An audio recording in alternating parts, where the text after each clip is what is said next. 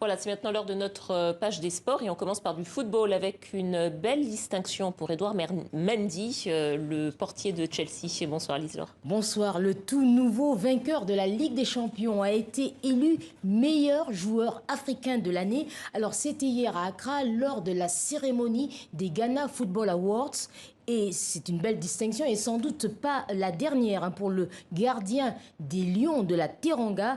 Distinction aussi pour l'emblématique attaquant des Black Stars du Ghana, aujourd'hui âgé de 35 ans, Gyan Asamoah, sacré meilleur joueur de la décennie. Et puis vous allez nous donner quelques nouvelles du mercato des internationaux africains. Voilà, on commence par Oumar Kamara, international mauritanien de 28 ans, qui vient de signer en première division en Bulgarie, précisément à Beroestara Zagora. Le latéral gauche des Mourabitoun était en fin de contrat à 7 en France, un club de national. Et puis, depuis quelques jours, on parle aussi de l'arrivée d'André Onana à l'Olympique Lyonnais. Alors, le portier camerounais est toujours suspendu pour dopage jusqu'en novembre prochain, mais le nouveau coach des Gones, Peter Botts, souhaiterait transférer l'international camerounais qu'il avait déjà entraîné en 2016 à l'Ajax d'Amsterdam. Bon, allez, on va parler un petit peu de basketball et de cette Coupe du Monde des moins de 19 ans qui se passe en Lettonie et il n'y a pas eu de victoire africaine aujourd'hui. Oui, pas de victoire cet après-midi. Le Sénégal s'est incliné face à la Lituanie, 78-73.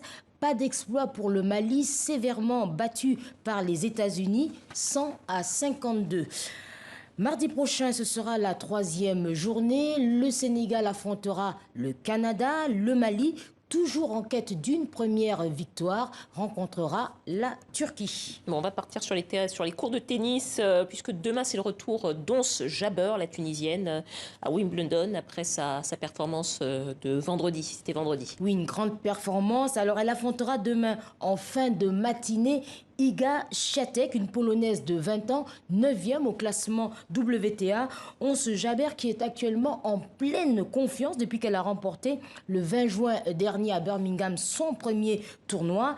Elle deviendrait demain à 26 ans, en cas de victoire, la première femme arabe, africaine et arabe à se qualifier en quart de finale d'un tournoi du Grand Chelem. Pas mal, plutôt pas mal. Et puis on va terminer Lise-Laure par du théâtre pour évoquer le souvenir d'une légende du marathon. Il s'appelle Abebe Bikila. Je vous laisse poursuivre. Alors, cette pièce de théâtre s'appelle Vaincre à Rome.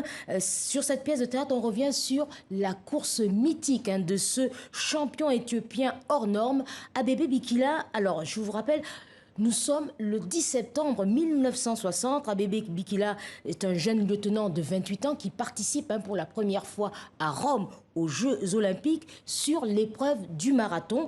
Alors, il intrigue les spécialistes parce qu'il n'a pas de chaussures. C'est un peu comme ça qu'il s'entraîne. Alors, on va essayer même de lui donner des chaussures, mais ça lui provoque des ampoules.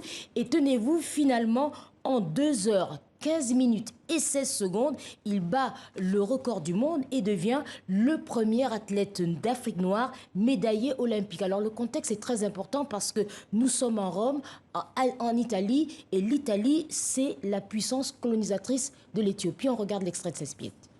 Pour courir encore. Cours à bébé! Cours à bébé! Je cours, papa!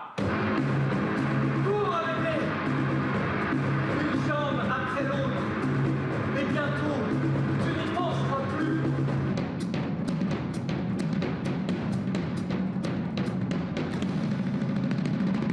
Courage, bébé. Courage, mon amour. Montrer au monde qu'un Africain est capable de battre les coureurs du monde entier. Courir intensément. Ici, désormais, on dit tout un tas de choses. Je n'ai pas encore les mots, mais on dit de lui que c'est un extraordinaire jockey. Voilà, Abebe Bikila. Alors, cette pièce de Thierry Falvisaner est adaptée du roman de Sylvie Coher, édité en 2004 aux éditions Actes Sud. Alors, c'est une création du théâtre d'Orléans. Alors, les prochaines dates seront bientôt annoncées, occasion donc de découvrir le parcours inédit d'Abebe Bikila, double champion olympique. Merci beaucoup Lise-Laure. Merci. À bientôt.